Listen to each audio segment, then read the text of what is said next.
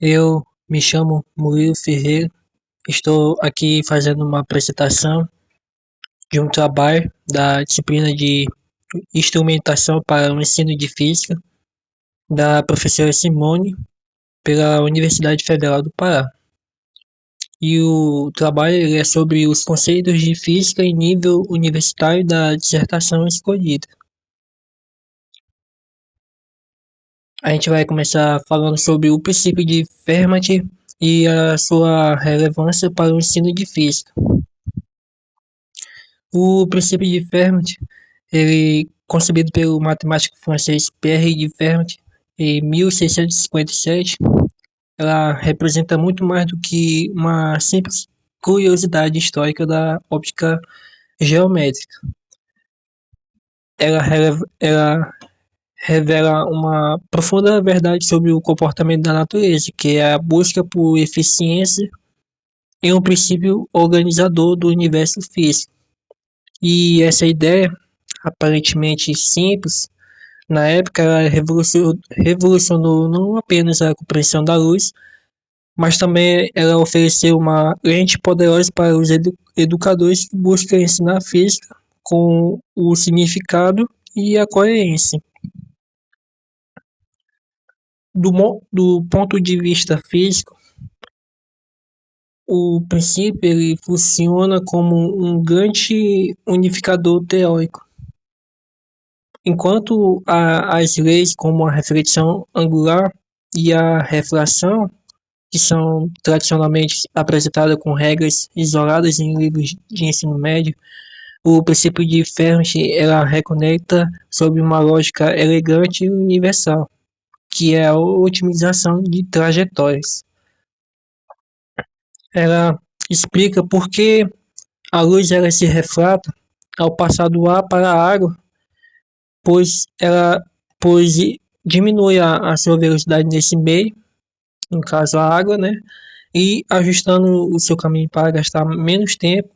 E também essa teoria, o princípio ela explica por que reflete em superfícies lisas, escolhendo o percurso mais rápido possível. O princípio ele estabelece que a luz ela se propaga entre dois pontos no menor tempo possível.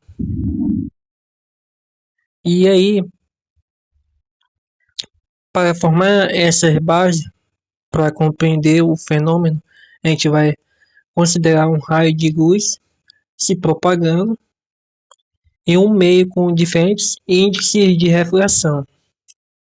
E lembrando que o índice de refração é uma medida que indica o quanto a luz desacelera, fica mais lento ao passar de um meio para o outro. Quanto for maior o índice, a luz ela vai ser mais desviada e se propagada lentamente nesse material. Então a gente vai ver aqui nessa figura a seguir uma representação de um raio de luz passando por um meio com vários índices de refrações diferentes. A gente vê aqui a seta, né, que é o raio da luz, o índice de refração, que é representado por N1, N2 e N3, e embaixo da seta tem a distância percorrida pelo raio da luz. E a gente, para saber o tempo total que esse raio ele percorra a trajetória toda, que é dada aqui na imagem, a gente tem que achar a somatória dos tempos que é gasto em cada meio.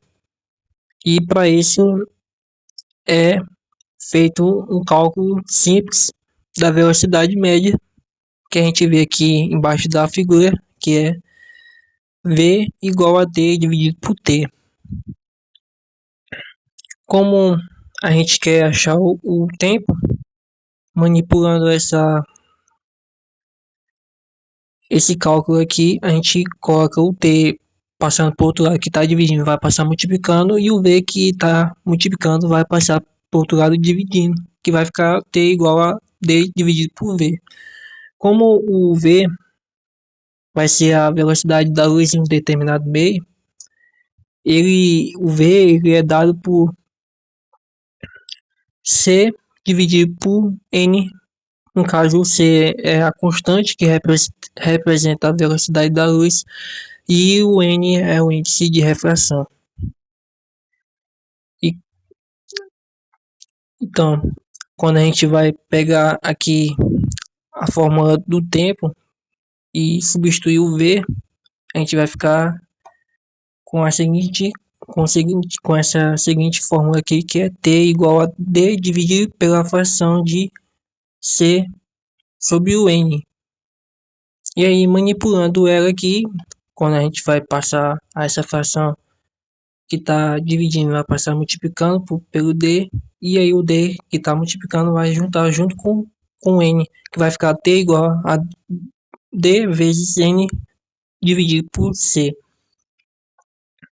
E aí, a gente vai, feito isso, a gente chega para fazer a somatória dessa equação, ficando com a equação do tempo total. Como o C é uma grandeza constante, a gente pode retirar ela do somatório. E aí vai ficar a equação aqui final, que é T igual a 1 dividido por C pela somatória de D vezes N.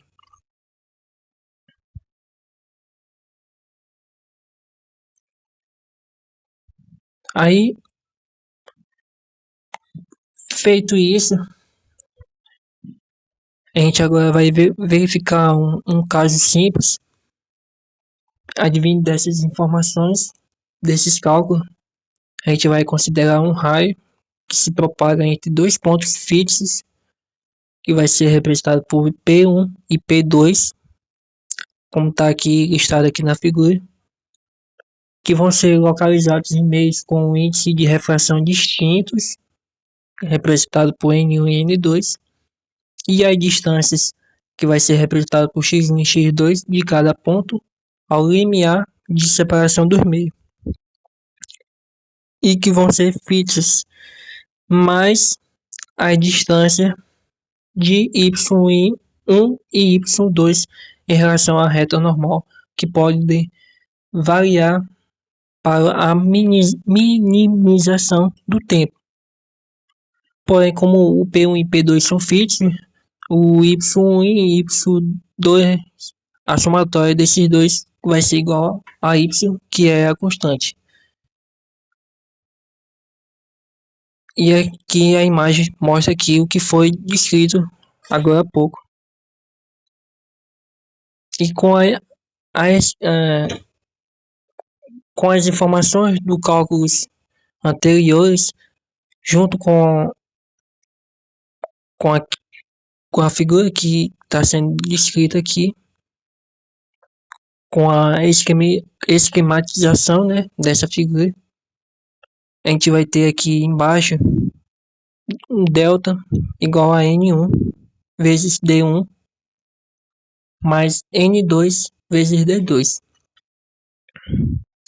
A gente olha para a figura e a gente vê que é uma geometria, né? Percebemos que é possível calcular a distância de D1 e D2 usando o teorema de Pitágoras. E quando a gente vai aplicar esse teorema, o D1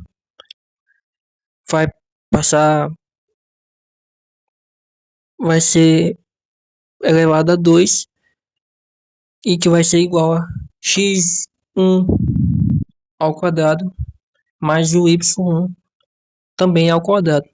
Quando puxar o quadrado do D1 para o outro lado, ele vira uma raiz e aí vai ficar aqui no final D1 igual a raiz quadrada de x1 ao quadrado mais y1 ao quadrado. E quando for fazer aqui o caso do D2, a diferença é que o y2 ao quadrado ele vai virar a constante de y menos o y1 ao quadrado. E quando for puxar o quadrado do D2 para o outro lado da igualdade, vai ficar a raiz quadrada de x2 ao quadrado mais a constante, a constante de y menos o y1 ao quadrado. Mas por que isso? Por que que mudou o y2 ao quadrado? Ele mudou para constante de y1, y menos y1 ao quadrado. Esse ajuste, no caso, né? Porque a gente faz isso para concentrar análise no elemento que realmente controla a minimização do tempo do percurso da luz, que é a posição onde o raio ele intercepta na superfície. E aí, para encontrar a trajetória que minimiza o tempo de percurso da luz, conforme é falado no princípio de Fermat, a gente devemos identificar o ponto crítico da função, no caso do delta de y1. No cálculo diferencial, a gente sabe que o mínimo ou o máximo de uma função diferencial ocorre quando a sua derivada primeira se anula.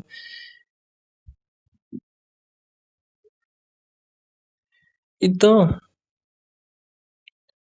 quando for pegar os dois resultados de D1 e D2, substituindo aqui na primeira fórmula, que está aqui o delta igual a N1 vezes D1 mais N2 vezes D2, vai ficar N vezes a raiz quadrada de x1 ao quadrado mais y1 ao quadrado. Isso mais o N2 vezes a raiz quadrada de x2 ao quadrado mais a constante y menos y1 ao quadrado.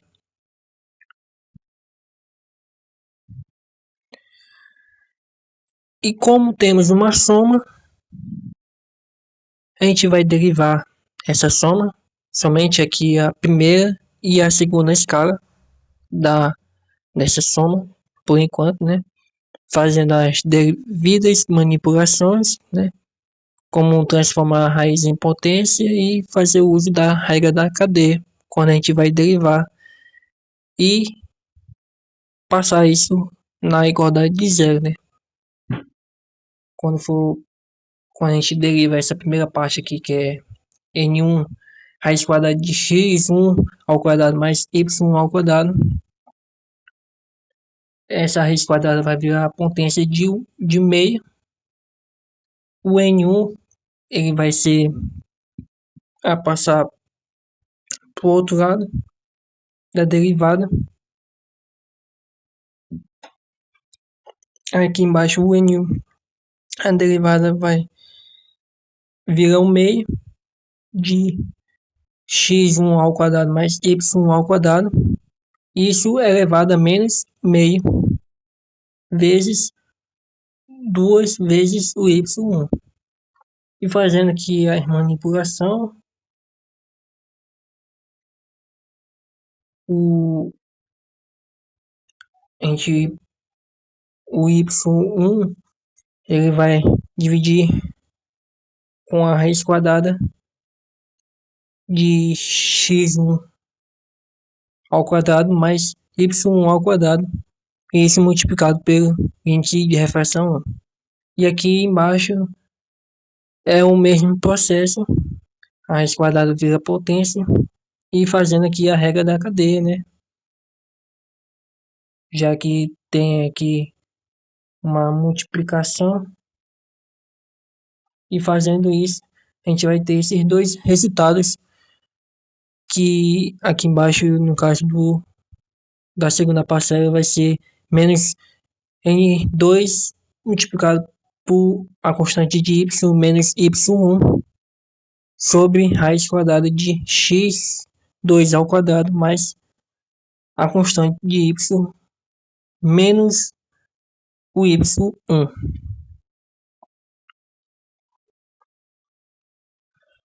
Só que quando a gente olha bem atenção com essas frações que foi formada, a gente pode perceber que há aqui uma equivalência com as relações trigonométricas no triângulo retângulo. Aqui na primeira parcela da subtração, a gente pode ver que o y1 ele é um cateto oposto, enquanto que a raiz quadrada de x1 ao quadrado mais y1 ao quadrado, ele é a hipotenusa do triângulo retângulo, que é formado no meio do índice de refração. E o cateto oposto, dividido pela hipotenusa, ele gera o que a gente chama de seno do ângulo do triângulo retângulo. E aí, olhando aqui na segunda parcela da subtração, a gente pode enxergar a mesma coisa,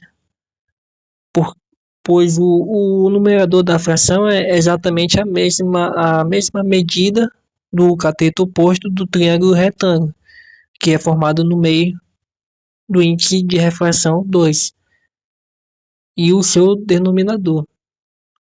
E a medida da hipotenusa, o que a gente também chama e que gera o seno do ângulo. Então, de acordo com essa visão e manipulando essa equação, a gente vai ter essa equação aqui bem mais simples, que é n1 vezes o ângulo, o seno do ângulo, no caso, perdão, seno do ângulo menos o índice de refração 2 vezes o seno do ângulo 2. Isso igual a zero. E aí quando for passar o menos de n2 de seno do ângulo para o outro lado, do zero, a gente vai ter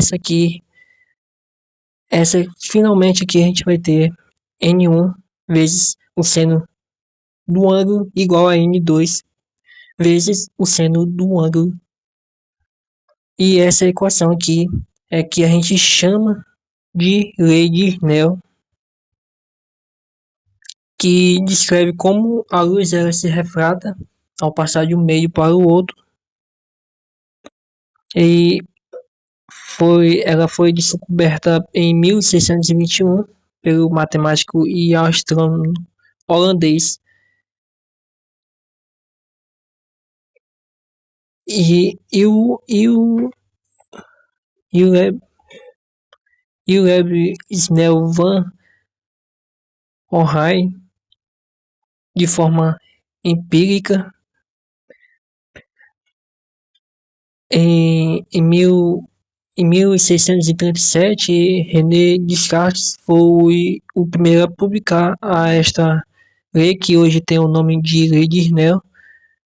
Mas, apesar disso, a gente dá o crédito, né, para esse holandês aqui.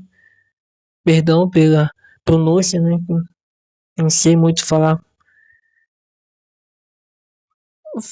bem desse nome aqui, de como falar esse nome holandês. Só que, no entanto, a explicação mais profunda ela veio com o princípio de Fermat, que foi formulado pelo Pierre de Fermat em 1662, que esse princípio ele afirma que a luz ela sempre segue o caminho que minimiza o tempo de percurso entre dois pontos. E aí, quando a gente aplica a refração, a gente demonstra que a lei de Snell não é apenas uma observação experimental, mas é uma consequência natural de um princípio mais geral, que é a luz que escolhe o trajeto mais eficiente. E por meio desse princípio, a gente pode mostrar também o comportamento da luz. No caso, a gente também podemos também, usando o princípio de Fermat, a gente pode mostrar o comportamento da luz no caso de uma reflexão. A luz ela é refletida por superfície, fazendo com que ela retorne ao mesmo tempo. Então, a gente volta lá para aquela equação onde tem N, no caso agora o N, o índice de refração 1 e 2 vão ser iguais. E quando a gente isola o N aqui, vai ter aquela mesma, para derivar aqui, a gente vai ter aquela mesma equação. E a gente, como a gente já fez isso, como a gente já tem o resultado, a gente pode fazer novamente a equivalência com as relações trigonométricas no triângulo retângulo, que isso vai ficar igual a seno do ângulo 1 igual a seno de ângulo 2. E aí, como o ângulo 1 e o ângulo 2 são ângulos de 0 até 90 graus, a gente pode ficar com o ângulo de incidência igual ao ângulo de reflexão. E é, por meio dessa fórmula aqui que a gente chama aqui da lei da reflexão, que é onde o ângulo de incidência é o ângulo, no caso, é o ângulo do raio de incidência, que é igual ao ângulo do raio refletido. E ambas as leis que a gente vê aqui, que eu falei aqui, a lei de Snell e a lei da reflexão, elas são consequências diretas da minimização do caminho óptico do delta. E as derivadas que a gente calculamos aqui, que revelam as relações angulares através das definições geométricas do seno nos triângulos retângulos que é formado pelos raios de luz.